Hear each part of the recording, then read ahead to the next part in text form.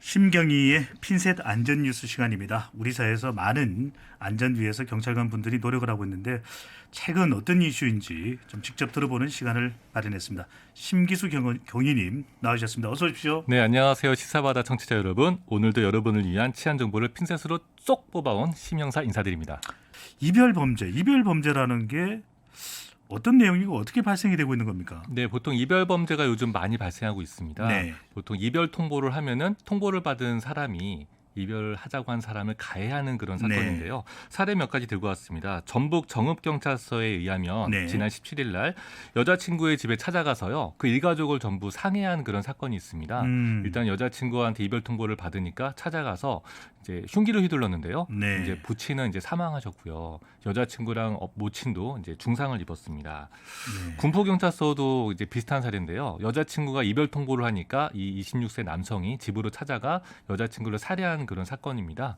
그리고 평소에 여자친구 집 비밀번호를 알고 있어가지고 직접 열고 들어갔다고 해요. 네. 이별 범죄는 이제 남성이 가해자인 경우도 있지만 여성이 가해자인 경우도 있습니다. 네. 몇 년 전 이제 지방에서는 이별을 통보한 남자친구에게 하루에 600통씩 문자 메시지를 보내고요. 집과 직장도 찾아가서 폭행하고 이런 사건이 있었습니다. 하지만 네. 통계상으로는 여성 피해자가 월등히 많은 건 사실입니다. 아니 이별이라는 게 연인 사이에서는 큰 충격이겠지만 그렇습니다. 범죄를 저질까지인지는 네네. 잘 이해가 안 되는데 통계도 좀 관련 통계가 있으면 소개를 해주시죠. 네네. 그 한국 여성의 전화가 지난 3월에 발표한 2019년 분노 게이지의 통계 분석에 따르면 친밀한 관계 남성에 의한 살인 미수가 작년에만 229명에 달합니다. 네. 그리고 이 중에 58명, 전체 29%가 남성들이 이혼과 결별을 요구했다는 이유로 여성을 살해한 걸로 드러났습니다. 네. 기간을 조금 넓혀가지고 11년치를 좀 조사해봤습니다. 네. 11년 동안 남성에 의해 살해된 여성이 975명입니다. 살인 미수까지 합하면 1,810명이고요. 이렇게 많나요? 피해자 주변인, 가족이나 친구까지 합하면은 2,229명이 피해를 받습니다. 사실상 이틀에 한 명꼴로 여성이 지인 남성에게 이제 살해되거나 살해를 위협까지 간 거고요. 네. 그 외에 폭행이나 협박까지 하면은 그 통계는 훨씬 심각한 거죠. 아니 살인과 살인 미수 네. 아무리 생각을 해도 물론 충격이 크겠죠. 그렇죠. 또 정말 악감정이 남아 있다면 네. 그것도 범죄의 원인이 될 수는 있겠지만 네. 해서는 안 될 일이고. 네네.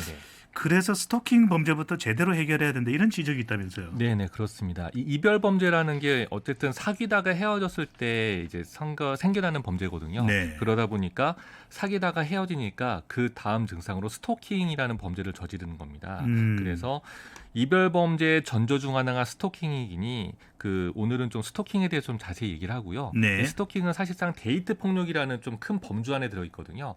다음 시간에 기회가 되면은 제가 데이트 폭력을 좀 얘기하겠습니다. 네. 현재는 스토킹 자체를 처벌하는 법은 유일하게 경범죄 처벌법 41조에 지속적인 괴롭힘 하나밖에 없습니다. 벌금은 10만 원 정도고요. 네. 이걸 자세히 규정을 읽어보면은 상대방의 명시적 의사에 반하여 지속적으로 접근을 시도하여 면회 또는 교제를 요구하거나 지켜보기, 따라다니기, 잠복하여 기다리기 등의 행동을 반복하는 사람을 얘기합니다. 네. 스토킹의 범주를 넘어서 협박이나 폭행, 상해, 살인까지 가야지 지금은 처벌할 수 있는 상황이거든요. 네. 그래서 전문가들이 이 스토킹 범죄가 이별 범죄의 전조 증상이니까 이거를 좀 특별하게 취급을 해서 좀 강하게 처벌하고 네. 이거를 위한 피해자들을 위한 뭔가 지원 대책을 마련해야 된다라는 의견이 굉장히 많습니다. 실제로 20년 전에 15대 국회부터요. 네. 몇몇 생각을 가진 국회의원들께서요. 입법 발의를 하셨어요. 약칭으로 스토킹 방지법, 스토킹 처벌법이라고 하는데 20년 동안 단 한 번도 입법화에 성공하지 못했습니다. 네.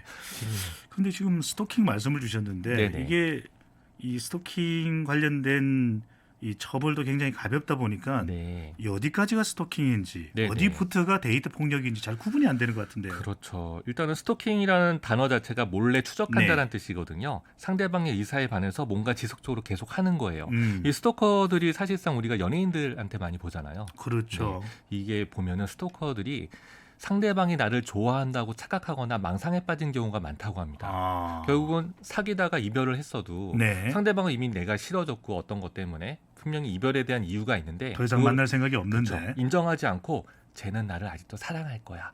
쟤는 아직도 날 좋아할 거야라고 착각을 하고 계속 집요하게 이제 접근을 하는 거죠. 네. 그런데 이거를 또 주변에서 봤을 때는 연인 관계 일이잖아. 그러다 또 헤어졌다 또 사귀고 그러겠지라고 가볍게 생각하는 경우도 있거든요. 네. 근데 그렇게 생각하지 마시고요. 뭐 10번 치고 안 넘어가는 나무 없다. 뭐 이런 것 때문에 이렇게 우리가 표현하기도 하잖아요. 네. 그것도 사실상 스토킹이나 다름없거든요. 그러면 이 스토킹을 당하고 있을 때 어떻게 대처를 하고 심지어는 네네. 좀 상황을 기록해 두는 것도 필요하다는 이야기가 나오는데. 그렇습니다. 이별 범죄 전조인 스토킹 이거를 네. 대응하기 위해서는요. 주변 사람들에게 일단 알려야 됩니다. 음. 네. 피해자가 이렇게 고립돼 있을수록 피해가 점점 커지거든요. 네. 사실상 내 편을 만들어 놓지 않으면 상담도 못 하고요. 이제 혼자 대응하다 보면 상대방의 비밀을 줍니다. 상대방이 쟤 아직 나 좋아하나 봐 이렇게 착각할 수도 있으니까 아하.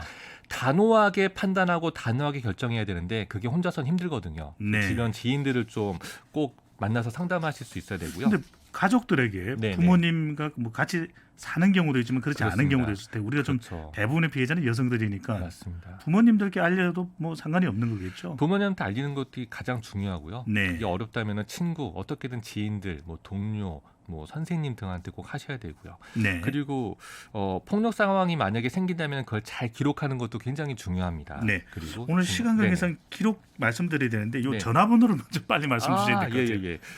모든 걸 다 차치하고서라도 네. 그런 상황이 생기면 조금이라도 이상하다면은 여성 긴급 전화 1366에 신고하십시오. 네, 알겠습니다. 1366. 네. 다시 한번 말씀드립니다. 스토크 등 이 이별 범죄 관련돼서 상황이 발생을 하거나 염려될 경우에는 여성 긴급 전화 1366으로 전화하시면 되겠습니다. 오늘 조금 아쉬운데 다음번에 우리가 상세히 다루도록 하면 좋겠습니다. 알겠습니다. 네. 네, 심기수 경위와 이별 범죄 알아봤습니다. 고맙습니다.